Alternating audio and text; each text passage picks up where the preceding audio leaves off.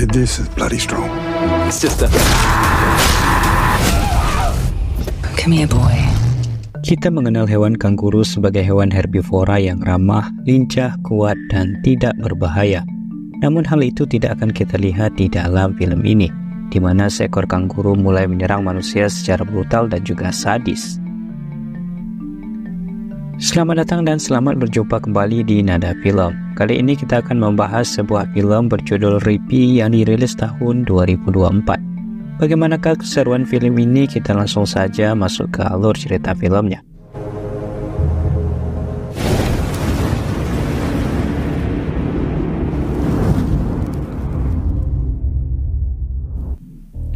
Film berawal dengan diperlihatkan sebuah tenda di tengah hutan. Namun semua penghuni tenda tersebut telah tewas mengenaskan dengan luka cabik di seluruh tubuhnya. Kemudian scene berganti dengan diperlihatkan seorang sheriff bernama Maddie. Perlu diketahui, ayahnya Maddie adalah seorang mantan tentara yang bertugas di Vietnam, dan ayahnya sudah meninggal di saat umur Maddie masih kecil. Namun berkat sikap ayahnya yang heroik karena rela kehilangan nyawanya demi menyelamatkan Maddie, ayahnya pun dianggap sebagai pahlawan. Bahkan ketika warga desa menceritakan tentang ayahnya, mereka merasa jika sosok ayahnya Maddie seolah masih hidup. Lalu kita juga diperkenalkan dengan seorang pria bernama Smithy yang sedang berburu bersama anjing peliharaannya. Sesaat kemudian dia mendengar suara jebakan yang dia pasang berbunyi, dan ketika Smithy sedang memeriksanya,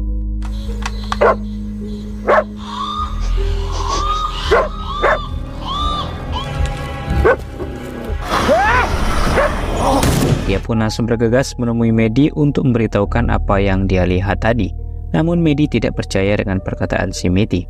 Lalu di saat Smithy berusaha meyakinkan Maddie dengan kanguru yang ia lihat, tiba-tiba terdengar suara keributan dari bar yang ada di dekat mereka.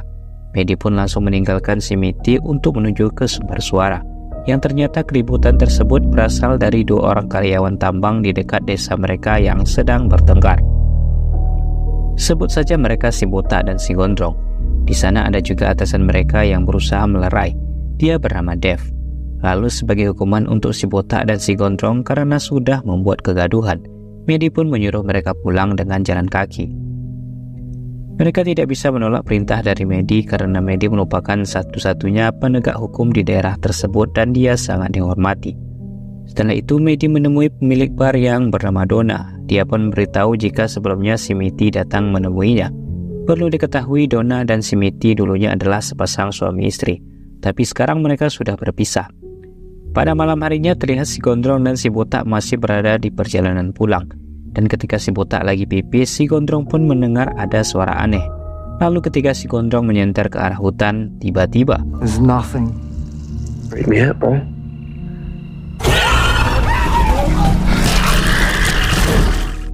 keesokan harinya mayat mereka ditemukan oleh Dev dan Donna. Tidak lama kemudian Maddie pun juga datang ke sana.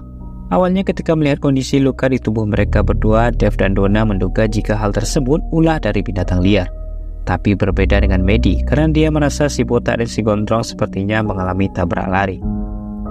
Sementara itu Smithy yang sedang mencari keberadaan anjingnya tidak sengaja bertemu dengan mereka. Dia pun langsung memberitahukan jika pelaku yang membunuh mereka berdua adalah hewan yang pernah dia ceritakan sebelumnya. Tapi tentu saja mereka tidak percaya dengan perkataan Smithy. Bahkan Maddie langsung mengusir Smithy dari sana. Setelah itu Maddie pun pergi menemui ahli forensik untuk memeriksa mayat si botak dan si gondrong.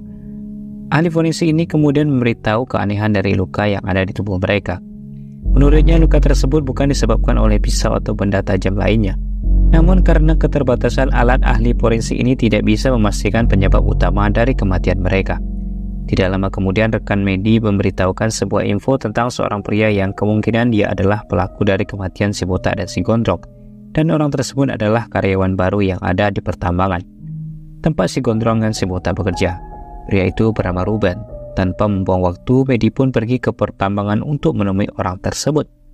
Sesampainya di sana, Maddie langsung menginterogasi Ruben. Dia bertanya keberadaan Ruben di saat malam kejadian kematian si gondrong dan si botak terjadi. Namun Ruben terlihat bingung dan tidak mengerti perihal apa yang ditanyakan oleh Maddie. Karena tidak ingin terkecoh dengan kepolosan Ruben, akhirnya Maddie langsung memasukkan Ruben ke dalam sel penjara. Kemudian di saat Maddie sedang berada di bar Donna, Tiba-tiba ada seorang ibu dari remaja bernama Troy bertanya apakah pelaku dari pembunuhan si botak dan si gondrong sudah tertangkap. Dengan entengnya, Maddie pun langsung mengiyakan pertanyaan tersebut. Maddie juga memastikan Troy atau anaknya yang sedang mempersiapkan diri untuk lomba lari akan aman ketika melakukan latihan. Namun seperti yang kita ketahui, Ruben bukanlah pelaku yang sebenarnya. Sedangkan Troy yang tidak mengetahui itu, dia pun mulai keluar untuk melakukan latihan seperti biasa. Lalu ketika di tengah latihan, dia pun merasa ada yang aneh.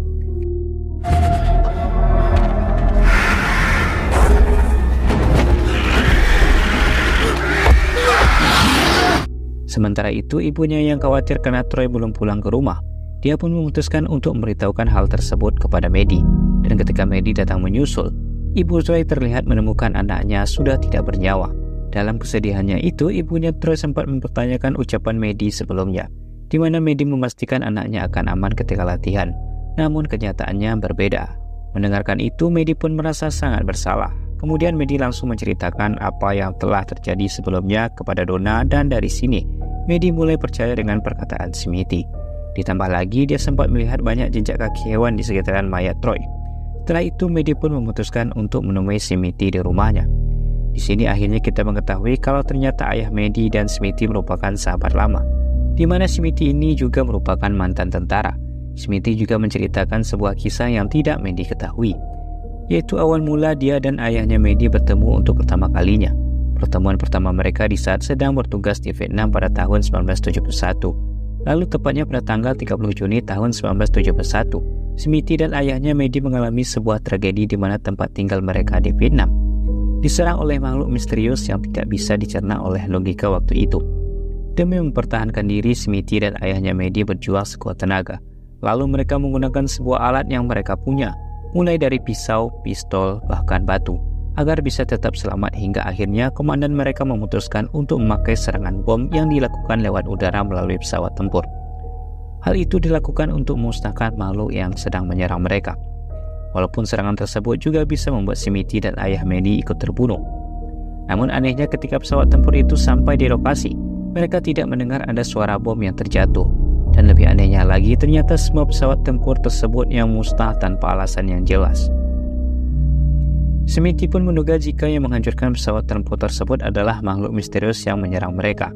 Setelah mengetahui cerita tersebut, Maddie langsung beritahu tujuan utamanya datang ke sana, di mana dia ingin mengajak Smithy untuk memburu kanguru yang dia maksud sebelumnya, bersama pekerja tambang yang memiliki hobi berburu. Mendengarkan hal itu, Smithy dengan senang hati menerima tawaran si Maddie. Keesokan harinya mereka bersiap melakukan pemburuan. Ada Dave beserta ketiga bawahannya, Smithy, dan yang terakhir adalah Donna. Setelah semua siap, mereka mulai menuju ke hutan. Di tengah perjalanan, Dave serta bawahannya mulai berpisah menuju ke peternakan. Setelah mereka berpencar, salah satu anak buah Dave akhirnya menemukan target buruan mereka, atau lokasi dekat dengan kematian si Troy. Sedangkan Smithy, Maddie, dan Donna pergi ke arah hutan tempat biasanya orang suka berkemah. Mereka pun mulai menelusuri hutan tersebut. Lalu tidak lama kemudian Smithy mendengarkan ada suara yang mencurigakan. Sedangkan si Maddie pergi ke arah lain dan menemukan sebuah tenda yang dipenuhi oleh darah. Ternyata tenda tersebut adalah tenda yang kita lihat di awal film tadi. Namun saat diperiksa, mayat yang sebelumnya ada di sana sudah menghilang. Di sisi lain, Dave dan ketiga bawahannya sudah sampai di lokasi peternakan. Di sana mereka menemukan bangkai sapi dengan kondisi perut yang sudah berlubang. Tidak lama di sana, Dave merasakan ada sesuatu yang mencurigakan. Akhirnya dia menyuruh anak buahnya untuk berpencar. Setelah mereka berpencar, salah satu anak buah Dave akhirnya menemukan target buruan mereka. Dan di sini mereka baru sadar jika hewan yang mereka buru bukanlah harimau, beruang ataupun macan, melainkan seekor kanguru. Tapi karena kangurunya abnormal, alhasil satu persatu anak buah Dave bertemu dengan Sang Maha Pencipta. Dave yang mengetahui semua bawahannya telah tewas, dia pun bergegas kabur dari sana. Namun tentu saja usahanya tersebut sia-sia. Kembali ke Maddie dan yang lain. Di sini mereka mendengarkan suara benturan dari arah peternakan. Namun sesampainya di sana mereka sudah menemukan Dave dalam kondisi yang sekarat dan pada akhirnya Dave juga tewas. Come on!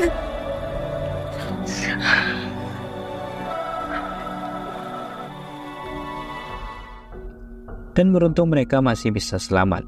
Kemudian mereka pun berusaha menabrak kanguru tersebut menggunakan mobil. Tapi kanguru itu masih bisa mengelak yang membuat mobil mereka harus mengalami kecelakaan.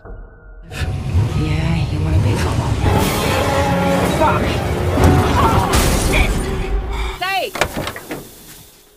Mandy pun berencana segera memberitahu para penduduk desa tentang kanguru zombie ini. Tapi karena tidak ada kendaraan, akhirnya mereka terpaksa berjalan kaki menuju ke rumah Smithy yang jaraknya paling dekat dari sana. Kemudian ketika Mandy sedang menyiapkan mobil untuk pergi ke desa, tiba-tiba anjing Smithy yang di awal film tadi menghilang, kini telah kembali dengan kondisi sehat walafiat. Sementara itu, ketika lampu sudah menyala, Donna langsung menghubungi kantor polisi pusat untuk meminta bantuan. Lalu saat mereka hendak pergi untuk memberitahu warga desa, tiba-tiba kanguru tersebut kembali datang. Dan lagi-lagi beruntung mereka masih bisa lolos. Sesampainya di bar milik Donna, mereka pun langsung memberitahu keluarga desa tentang kanguru zombie tersebut. Mandy juga menyuruh para warga untuk menutup pintu masuk agar makhluk tersebut tidak bisa menyerang mereka. Tidak lama kemudian, atasan Mandy dari kepolisian pusat akhirnya tiba. Mereka pun berusaha memanggil polisi tersebut dari dalam bar. Namun sayangnya suara mereka tidak terdengar. Dan alhasil komandan polisi tersebut juga menjadi korban keganasan dari kanguru psikopat. Hey, Skip. We gotta get these people. Dalam keadaan panik, Mandy langsung menyuruh para warga yang berada di bar untuk bersembunyi di ruangan bawah tanah. Dan ketika kanguru zombie ini berhasil menghancurkan pintu bar, Mandy dan Smithy pun langsung bersembunyi. Namun tanpa diduga, anjingnya Smith malah menggonggong. Merasa hidup para warga terancam, Mandy pun akhirnya memberanikan diri untuk menghadapi kanguru.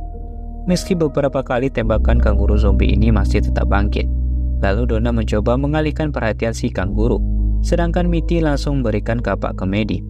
Dan akhirnya zombie kanguru itu pun akhirnya bisa tewas.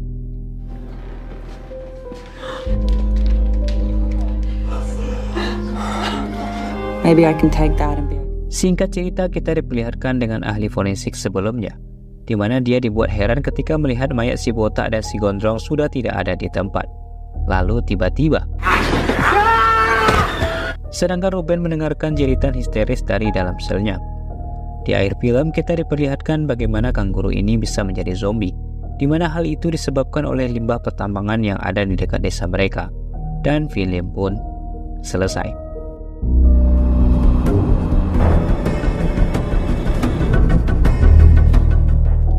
Selain limbah tersebut dapat membuat hewan menjadi zombie, ternyata virus zombie tersebut juga dapat tertular ke hewan ataupun manusia lainnya. Seperti yang kita lihat di mana si botak dan si gondrong yang menyerang ahli forensik tersebut. Baiklah, sampai di sini dulu alur cerita kali ini. Jangan lupa ikuti channel ini jika kalian suka. Terima kasih telah menonton, sampai jumpa pada alur cerita selanjutnya.